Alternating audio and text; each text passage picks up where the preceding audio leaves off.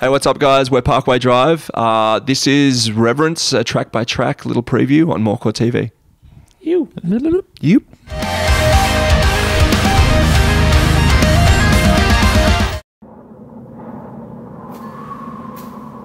So the first song on the album is Wishing Wells. That's actually the first song that everyone got to hear as well.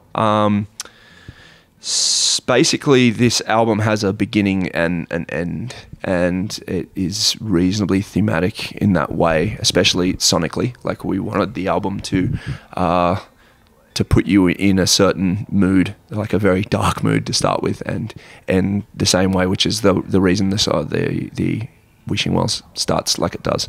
And it's basically a sonic punch in the guts and in the face. Like, lyrically, it's about grief and like the hypersensitivity that you feel after losing someone, and coping with the actual the human emotion that is like grieving loss. Sonically, it's pretty furious. Like, the music is really relentless the entire time. It's just kind of punishing, simply because that's how we wanted the record to start, punishing, and it went with the lyrics. And yeah, what were we thinking when we wrote it? Like, I'm thinking frantic sound, weren't we? Yeah, we just wanted a heavy song to start the album. I still reckon that the end of that song is one of my favourite bits of the album. Yeah, and it has the heaviest parts of the album, I think. Yeah, just because it's just a long build up, and then it just is pretty heavy for a fair bit. Yeah, I think we wanted a statement of intent to be very obvious, starting, like, it not to be anything that people kind of expected, to be straight up, to be different, and to be the kind of thing where you do just get smacked and just go, oh shit, and you don't know what to expect, and then the next things kick in. The next minute there's a turkey gobble in their face. Yeah, that's it. Jeff's guitar part always reminded us of gobbling turkey, which was hilarious. I wrote this weird little line with my wah pedal. And I pretty much haven't really heard anything like it before, and it just happened to fit in the breakdown part. So it happened to sound like a bush turkey. It sounded like a turkey. Cool. All right. Track number 2 is Pray. It's Pray. Wow. Oh, where do we even start with this one? This one. No, I don't funny story. Do you want the funny story, or yeah? I don't even remember it. So bring it. It's going to taint everything that you hear from now on, though. Oh, yeah, true. And we'll save that funny story. Yeah. What's the lyrics about? We won't start with okay. The lyrics are about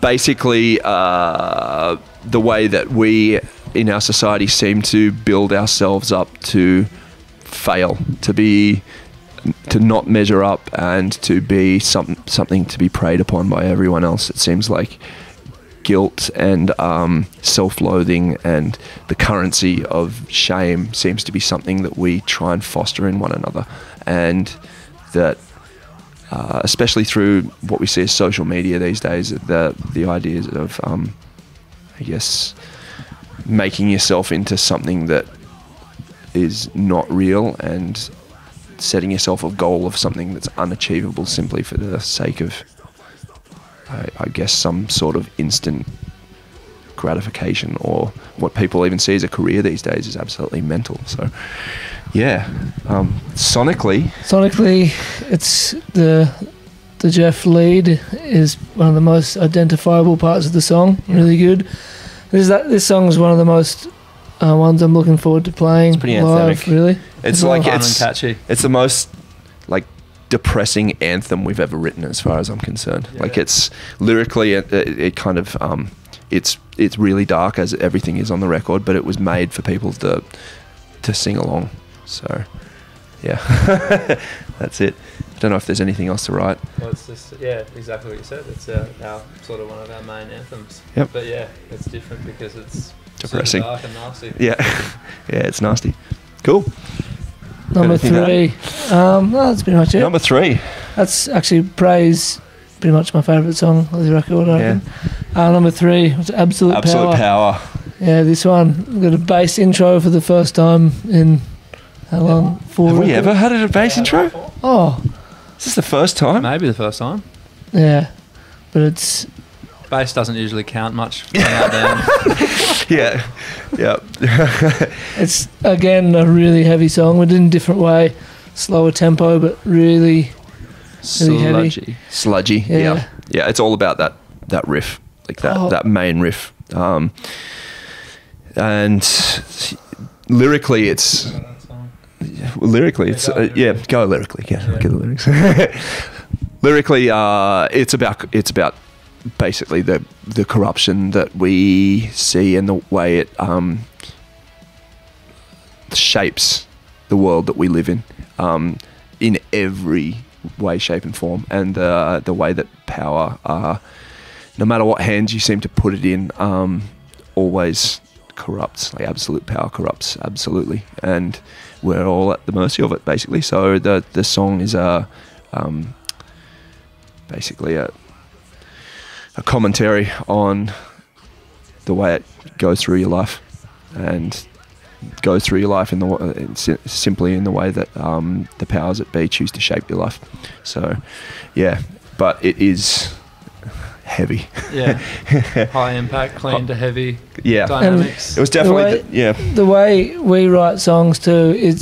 It takes such different journey sometimes, and that song started, I just remembered, from a different riff that I wrote, remember? That's right, yeah. And then that main riff was the bridge, and we got rid of the other riff, and the song just changes and changes and changes until it's unrecognisable from the original form, but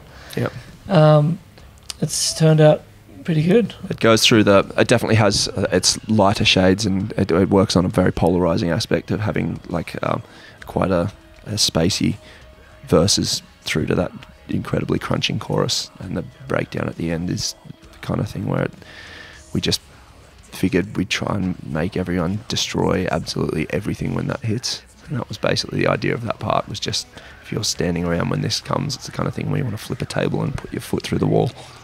Yeah, basically that. Absolute power. All right. A weird song. Oh yeah, man. Is it number 4? Cemetery 4. Bloom. Yeah. Jeez.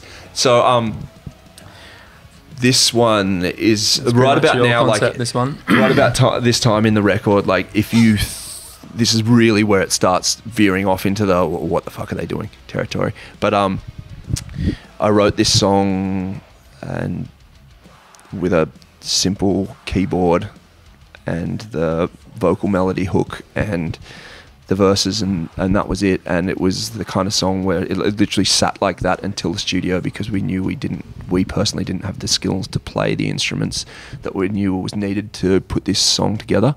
But the original concept for it was actually this song tied in with the next song together. They were essentially had elements of both songs but one, and we realized that to do the full vision of the music justice, we had to separate them into 2 songs but work on the same concept. So this entire song is a build up into what comes next. Lyrically, they're separate. The lyrics for this is basically it's a love song to someone who is willing to destroy people in order to take them to a better place. It's a hard thing being a social pariah and being someone that is willing to give someone the hard word to be able to take them out of a spiral that they need to be taken out of but can't see. So that's what it's about lyrically. But basically this song ends and leaves you hanging until song number 5 kicks your teeth in, which is The Void. Which I think we did pretty well. Yeah, that was it. Like it was number 5 is The Void, and yeah, it's just a foot stomping fucking teeth kicker. I reckon one of our huge breakthroughs, which is kind of irrelevant to this section, but maybe you can cut it in or change it, but just the way now that we write with, like, I find it really hard to start a song without having an idea where it's going. Like we used to just basically write, like the foundations of the song would be a bunch of riffs or riff salad, a couple of verse or just random pieces of music. And now we kind of write with like a whole idea of the song, like prior to writing any riff or any vocal part or whatever, you know, like we have a goal to achieve. And I reckon that's one of the major things that's got us to where we are now, for sure. This one, the goal for this one was come out of Cemetery Bloom with a teeth kick, and follow it through the entire way. Exactly, and we wanted it. We wanted those choruses to lift up, but that main riff was the driver of the entire song. Because as soon as Jeff played that riff when we were writing, it was like that's it. That thing stomps too hard. It's got to be. We all came back separately from the Cemetery Bloom session with the idea of like we have to make that one end riff into an entire song because it just stomps too hard. So that's the concept musically. It's sure. It's a reasonably simply put together in terms of structure song, but it was just maximizing that riff. Lyrically, it's about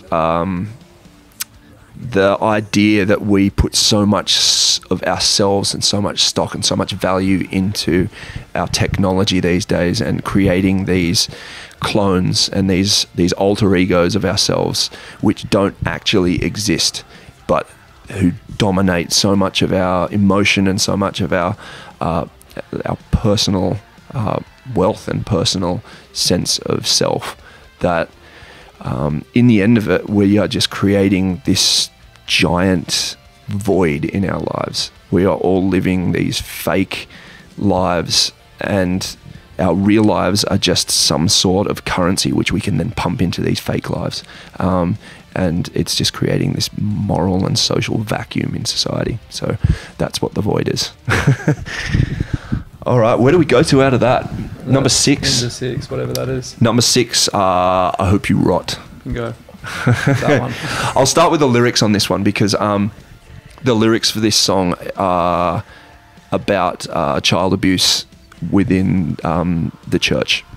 In Australia, while I was writing the lyrics for this record, there's been a massive judicial inquiry into child abuse throughout Australian history within the church, and it's been absolutely horrifying and disgusting to hear the details that such a powerful organisation that is literally represents morality in people's eyes can commit such absolute horror and still be held in such high regard. So it's not about religion, it's about the people that seem to represent a religion and the fact they represent the exact opposite of what they stand for. So it's a pretty brutal song. It's reasonably melodic in terms of where the chorus goes. Like the chorus absolutely soars, but it's weighted, like counterbalanced with some really vicious vocals. So what do you got to say about the actual music? Pretty much that. You pretty much got it. It's melodic. It's not... Probably the most metalcore song of the album, if you want to say. Reasonably, metal. That was... Metal. It's definitely metal. Metal for sure. Not metalcore. It was the most metalcore. Yeah. The next one. Oh, yeah. One after that. Yeah. But, it's a bit of a well-rounded, middle-of-the-road song. It's got its heavy moments at the end, but it's... That's it. The big twist that we put in there was definitely the choir, which we created during the pre-chorus. Every single song I think that we put on this record, we wanted to have a point where it took us somewhere different. There was no song which we just said, let's make this standard song like we've already created. There's always a curveball in pretty much every single song, and I think the choir part in this is you kind of just go, whoa. Yeah, adds a unique flavour, for sure. That's the unique flavour for I Hope You're Right. And for me, I did a little solo at the end of it and faded it out. Yeah, just to frustrate people. For all the people that get upset when I do solos and fade them out. That's for you. Cool. Shadowboxing, I think, is next. Yeah. This was actually the first song we started writing for this record. It came along a few months after the Ire cycle started, the music for it at least. And lyrically, it's simply about us making this record. And I think actually, no, throughout our entire career, we've always had people just telling us, you should do this, you have to do that, this is who you are, like, rest in peace Parkway or whatever. People who for some reason think they have ownership over what we as people create, which is ridiculous. And this was basically creating something that was frantic, that had moments in it which we knew there'd be people that would go, oh man, that's so different from what they did, they need to sound this way because the new way sounds better. This is as new as it can sound and as different as it can sound, and executed as well as and as precisely as that could possibly be. So that's what this one's about. Sonically, it weighs on the light and the dark again. The polarization of the sound's a big thing. I think the contrast is definitely the big thing of having it really soft, and then the chorus is really heavy. And I think it's one of the heaviest points on the album. That was the whole idea. Let's make something as soft as we can make it, and then make the heaviest thing we possibly can. Yeah, and it kind of is. And then has an orchestral breakdown. Yeah, there's another one that took so many different forms. When we first wrote it, we just had that one main riff. Yeah, and had 50 different versions of 50 different incarnations. And yeah. And it was one of the things where we had to make the vocal performances softer. I remember like the fact that it didn't work. It has to have the singing. It needs to be softer. Yeah. So there has to be softer parts, and then for the heavier parts, and we can't make those parts slower, like the vocal performances, or it's not going to work either. It's got to be frantic, and then it's got to be like lullaby soft in certain bits. Yeah. So yeah, enjoy it. What's the next one? In Blood. Is this song number 8? I think it's number 8 by this point in time. 8 or 9? 8. Yeah, 8. Only 10 tracks. 8. In Blood. God, where do we start with this one? This is one of the slightly more familiar one. It's probably more familiar. It's one of the more familiar Parkway sounds, but it has some, like the chorus riff is really heavy. It's got one of the bigger breakdowns on the entire record, and this lyrically, it basically over the last few years we've dealt with a lot of stuff within the band that a lot of people weren't aware of, and through all of that we were also dealing with probably the most polarizing reaction that we ever had as a band from a record, and this was basically the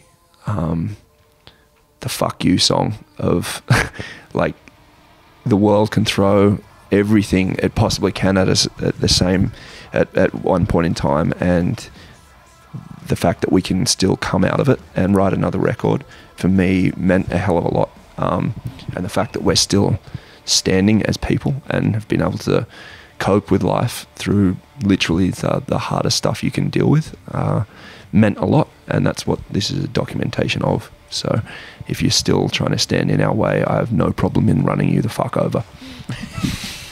You can kind of hear that in the sound of it. Yeah, there you go. And that's what it sounds like. That's basically the sonic of it as well. For sure. Yeah, well, the funny part is, when I was thinking about it, again, our songs take so many different forms, but the song idea for that song started with the intro of the rhythm, though you'll have to hear it, but and that was like a main part of the song, which ended up just being an intro and kind of inconsequential. But I remember surfing in Indonesia, waiting for a wave, tapping on my surfboard, and coming up with that, going, that could be pretty good. And then recording it on my phone, and then coming home, and then jamming, and then song came from that, and ended up leaving that idea behind. But it's more or less. But it's pretty funny how that's how it started. Yeah. Well, the song wouldn't be. They often do start in that kind of fashion. Though. Yeah, it's really weird. Some kind of strange concept. Like, we haven't really said it much, but I've definitely had some weird ideas. Yeah, I've had some weird ones too. And start off like somewhere awfully strange, but then once everyone's got their picking away, that eventually it turns into something, special. The weird idea influences another idea, and then the song gets going. But when you go back to the start, you're like, if I didn't have that really weird idea, the song wouldn't have started. Yeah. There you go. We're ranting a lot, but yeah, there's some words for you. Sweet. All right, Chronos. This is a bit of an epic. Okay, how long is this song? It's pretty long. This is the longest song on the album. 6.5 or something? I think it might even be longer. Yeah.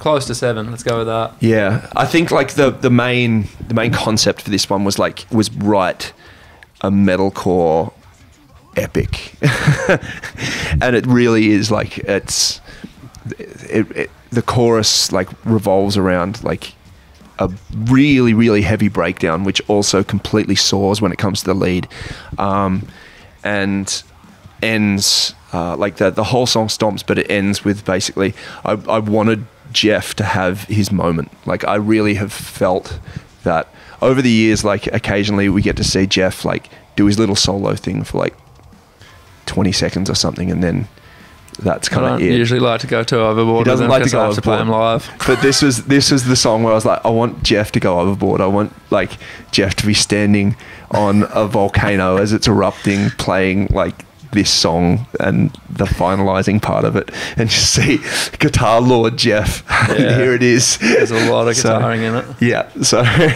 that was kind of the concept for it, because it does all revolve around those parts. It's written about it's written from the perspective of time as an actual character, and the idea that everything revolves around it and around this thing that you answer to. No matter what, at the end of the day, you have a very limited amount of time to spend in your life, and unless you're mindful of that, unless you're answering to that, you're going to be left with that regret going, I wish I had more of it, but you don't get a second shot at it. So that's what it revolves around. Which leads us to the final track on the album, The Color of Leaving, which is the most personal song like I've ever written. It was really the song which we didn't know was going to be possible to do. And it was the bookend where like it starts with Wishing Wells, which is very personal and written about the same thing, but this is the opposite aspect. That's not angry, it's literally just sad. It's a really, really sad song. And it's probably the only song that we've ever written where we're like, we can't put more music into this. It has to just be the voice and the guitar refrain, like that melody, and that's it. We tried writing other incarnations of it where there was more Parkway sound and more like riffs and stuff, and it just didn't, like, you just lost what it was about, and we just wanted it to be a reflection of what the lyrics were, and that's simple, and to wrap up the album, which is why there's the sounds in it, and that's it.